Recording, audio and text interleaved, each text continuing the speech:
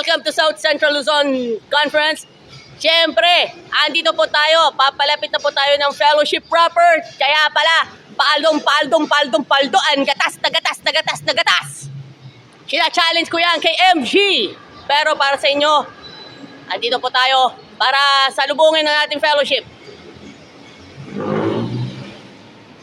And big shout out din po sa mga namumuno sa Lipa Adventist Academy.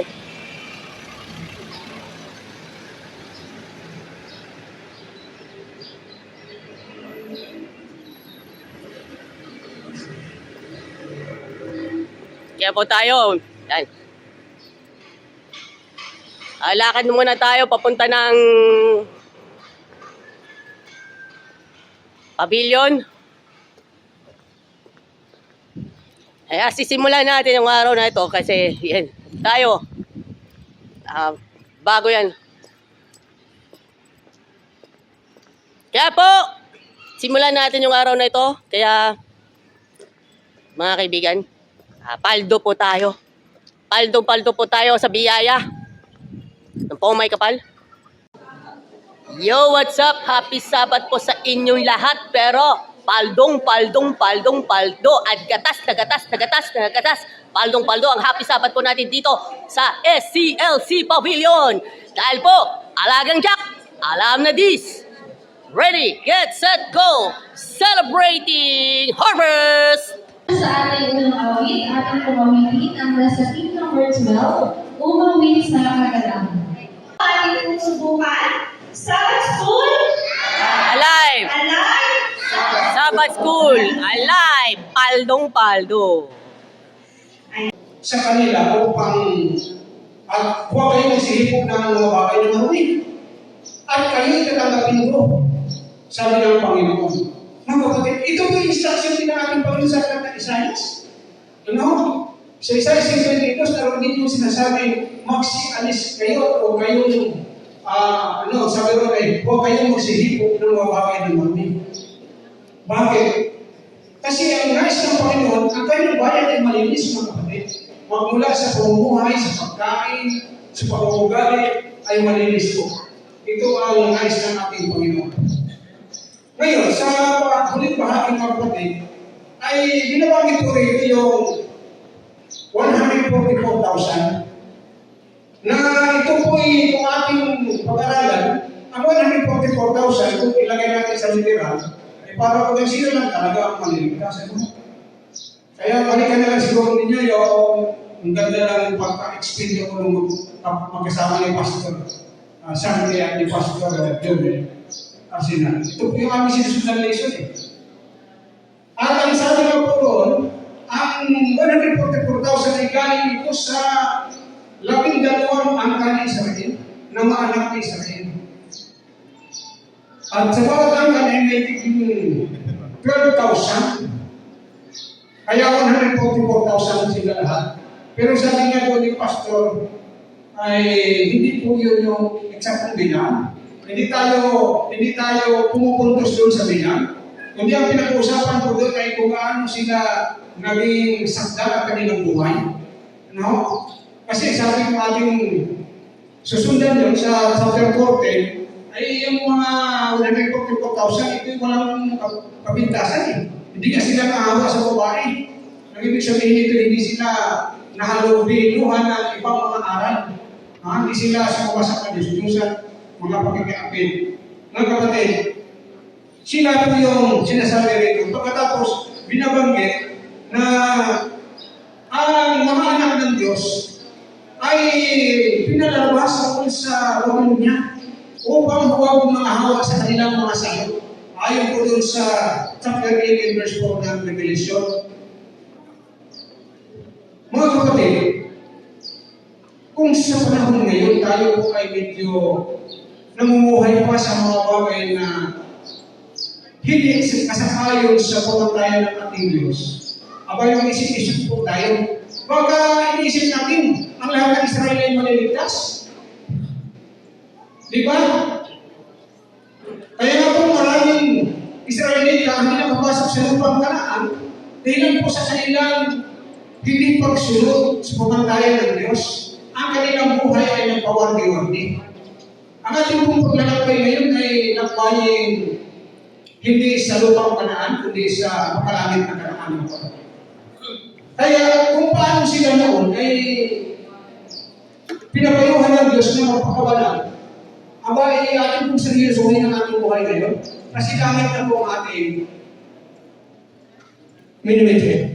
At hanggang dito lang po ang aking. So, salamat po at tayo ay sinisignalan na. So, sa huli po ay nakita po natin yung kasaysayan, lahat umugnay po sa ating life, yung uri ay sa Panginoon. Napakabuti interpretation, application po ng life natin ngayon is nakita po natin yung consistency ng Panginoon. Mula noon, mula sa luma, kasama, makasalanan tayo, meron tayong mabuti tayo, naroon pa rin ang Panginoon.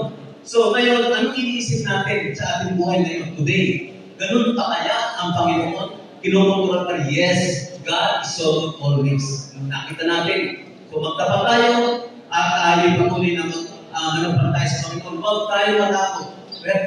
We have the confidence because ginawa na. It will happen again to us. The story repeats itself. So pagpalain po tayo sa ating pag-aaral natin na ang Panginoon ay siya'y darating ulit at kukuhanin na dadating sa namin. And good morning po sa inyo na. Paano po tayo nakaalaw na magkahalatan na po ang naging point natin upang tanggapin natin ang ating Panginoon bilang personal na tagapagligtas. Gusto ko muna po siya magpakilala po. Kasama po mga kapatid. Ako si Manuel Pantay from CNC Lion po, taga San Cristo. Isa po akong handog ng sa iglesia po.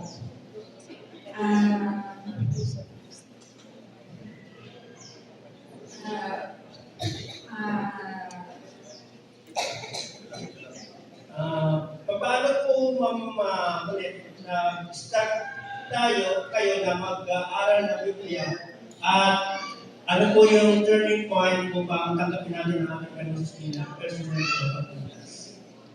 Bali po, nung ako po sa pang-iglesia, na pinsip po ako, umitin na po ako samba. Kaya ko po kasi nung sapat na yung basta ka nananalangin, iwas sa mga tukso, sa mga gawain. Yun pala hindi po sa pagkain. Kailangan po pala meron kang araw na para sa paglilingkod sa Panginoon. Hanggang isang araw po, nung nanonood po ako ng news, napanood ko po yung kwento ng isa natin kapatid, yung pong na-aksidente yung buong pamilya niya sa SN and Lex po. Doon po, parang nakakagam po yung kanyang testimony. Parang kung ano yung nararamdaman ko na gusto ko pong mas kilalanin yung tapat po yung faith. Yun po, hanggang sa sumasama-sama na po ng pag-isama. At ngayon nga po, ngayon yung araw na natanggap na po. Amen. So, ito po sa ating pag-aaral kasi setimulan po, ay napakarami po nito tanong, mga kaibigan, mga kapatid. Talagang sinusuri niya ang lahat ng aming pinag-aaralan po. At po sa kanya ng mga tanong, ay nasasagot naman po yung ating tanong. So, ngayon po ay purihin ng Panginoon dahil siya po ay tatanggap ng bautismo ngayong tanghali. Kasama po yan, kasama niya po niya yung kanyang kapatid, si Brother George. Natin si Brother George. Ayan, sinusunod lang po yung isa. So, thank you po, Sister Bonet. Alam niyo po si Sister Bonet, kinausap ko to, ay talagang siya po ay nahihiya. Siya po, talagang ganyan po yung mga bago po. Talagang nahihiya ka sa tao, pero masasanay po tayo. Kaya maraming salamat po, Linet. So, ang sunod naman po ay Sister Tina. Ano po? Siya po ay taga-Ladinos, pero bago po siya magpatotoo, ay gusto muna niya umawit ng papuri sa ating Panginoon Jesus. Kaya natin po pakinggan si Sister Tina.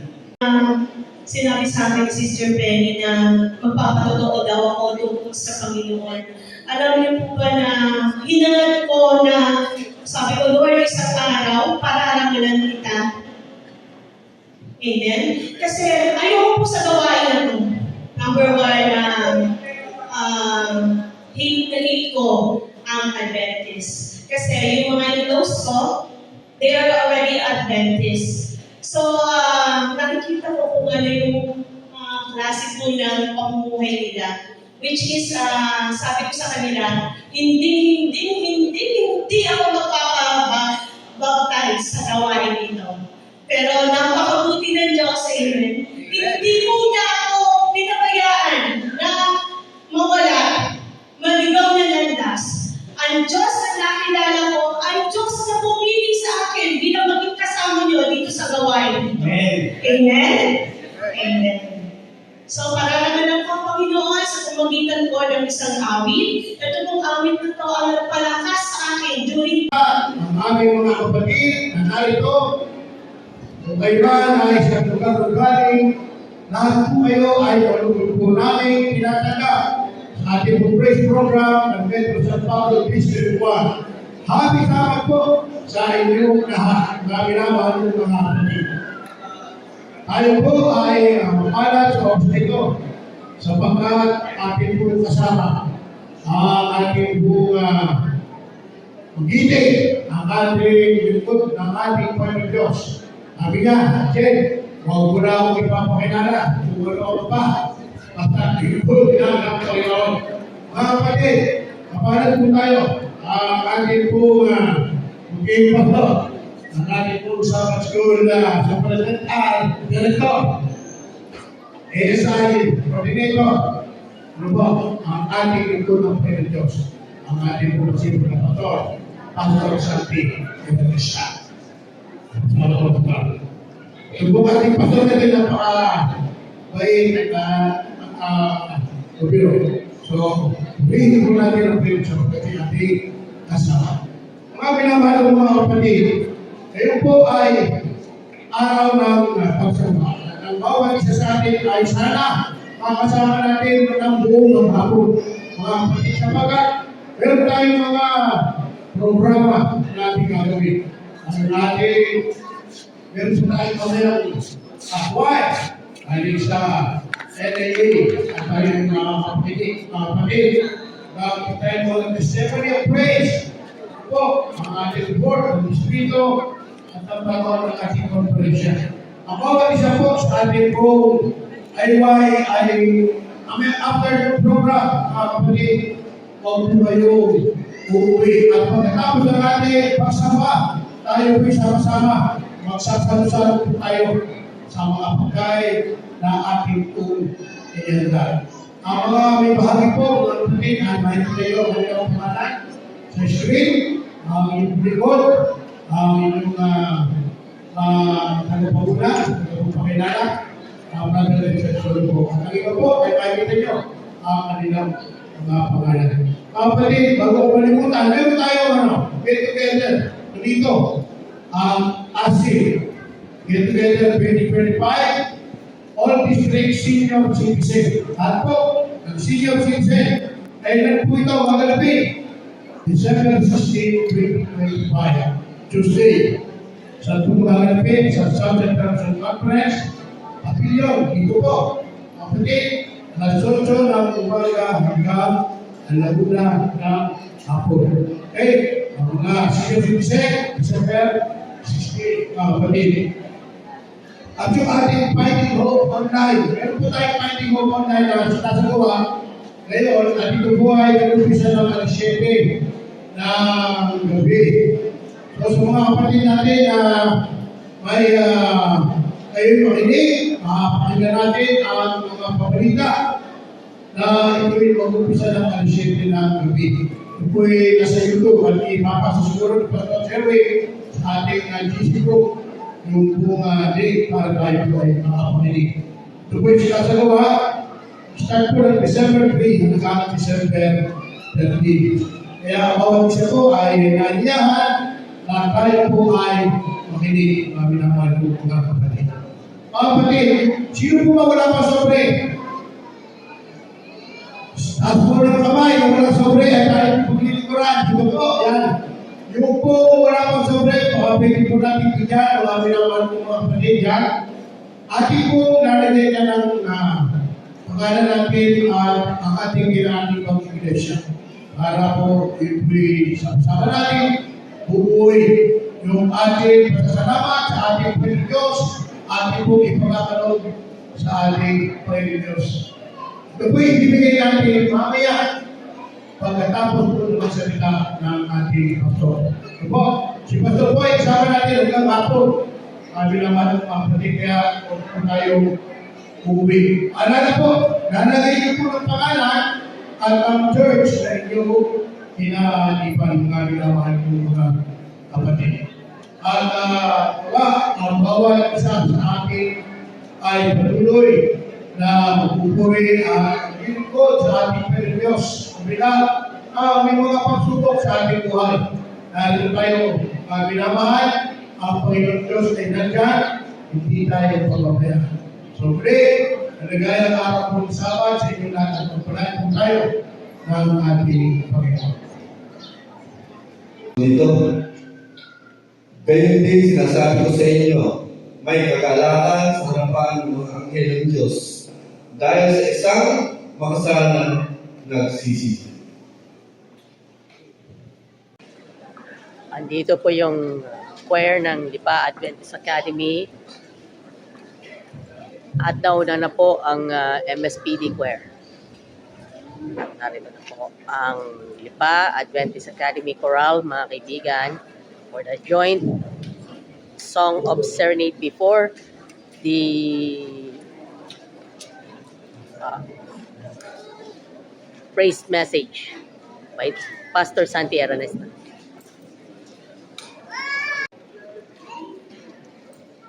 Here's the joint choral between the Metro San Pablo District 1 and Lipa Adventist Academy Choral. We are according.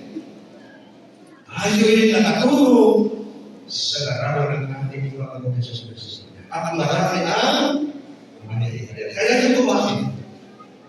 Parang sabi niyo, umuwi ka at sabihin mo sa asawa ko, sabi niyo, umuwi ka at sabihin mo sa asawa ko, ang hindi ko na sasabihin. Ako, hindi ko na asawa. Sabi niyo, hindi ko marami kasama. Bakit hindi mo alam? Kaya ba yung Jesus ko alam mo kung buhay ko? Kaya nagtatakbo buhay. At sinabi sa mga, may isang lalaki na alam mo na ako natin buhay. Alam niya ang ating kalalagayan. Sa tingin ko'y siya yung propeta. At maraming sumuportahan sa lugar ng sasaya. Wow! Sino ka magkakasasya? Kaya sabi ng Panginoon ito, ay hindi niyo mga aanilin natin at sa Panginoon. The Good Samaritan became Christian.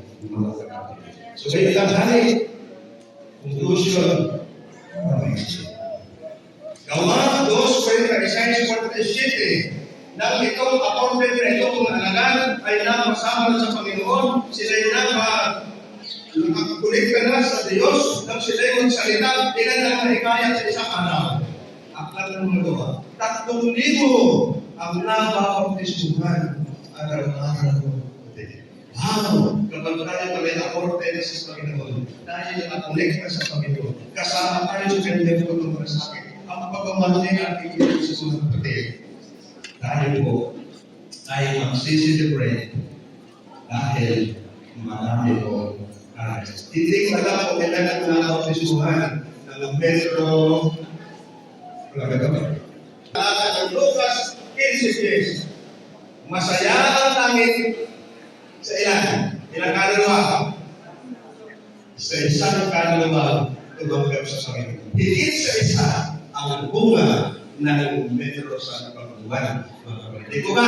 Ay dahil doon, purihin natin ang Panginoon. To God be the glory. Thank you very much. God bless. Ulitin natin. Bakit tayo magpapasalamat? Una, tayo ay appointed, advantage, and accorded. Praise be to God. God bless us all.